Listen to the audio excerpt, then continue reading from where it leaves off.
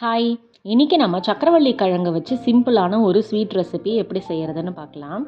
இதுக்கு ஃபஸ்ட்டு சக்கரவள்ளி கிழங்க இந்த மாதிரி துண்டு துண்டாக நறுக்கி நல்லா வாஷ் பண்ணி குக்கரில் சேர்த்து விசில் விட்டு நல்லா வேக வச்சு எடுத்து வச்சுக்கோங்க.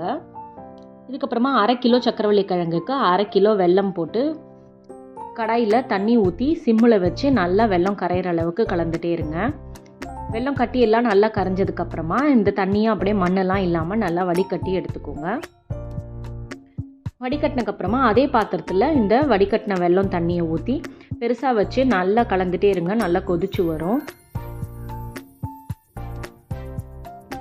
இது தக்காளி பழ பாகுக்கு நம்ம எடுக்க போகிறோம். இந்த மாதிரி நல்லா கொதிச்சு கெட்டியானதுக்கப்புறமா ஒரு கப்பில் தண்ணி வச்சு அந்த தண்ணியில் இந்த வெல்லம் லிக்விடை போட்டு கையால் எடுத்தால் இந்த மாதிரி எடுக்க வரணும். ரொம்ப டைட்டாகிடக்கூடாது. அது கொஞ்சம் குழ குழன்னு இருக்கணும். தக்காளி பழம் மாதிரி இருக்கணும். இந்த ஸ்டேஜில் அடுப்பை நல்லா சிம் பண்ணிவிட்டு அதில் 1 ஸ்பூன் ஏலக்காய் தூளும் சேர்த்துட்டு கொஞ்சம் தேங்காய் துருவலும் சேர்த்துக்கோங்க.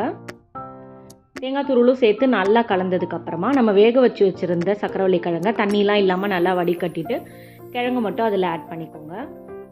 ஆட் பண்ணிவிட்டு கிழங்கு உடையாமல் மெதுவாக இந்த மாதிரி நல்லா கலந்து விடுங்க.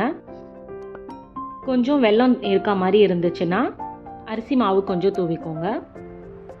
சக்கரவள்ளி கிழங்க போட்ட உடனே இன்னும் கொஞ்சம் நீத்துக்கும் வெல்லம். ஸோ அந்த ஸ்டேஜில் கொஞ்சமாக அரிசி மாவு போட்டு நல்லா கலந்து எடுத்தால் சூப்பரான சக்கரவள்ளி கிழங்கு ஸ்வீட் ரெடி.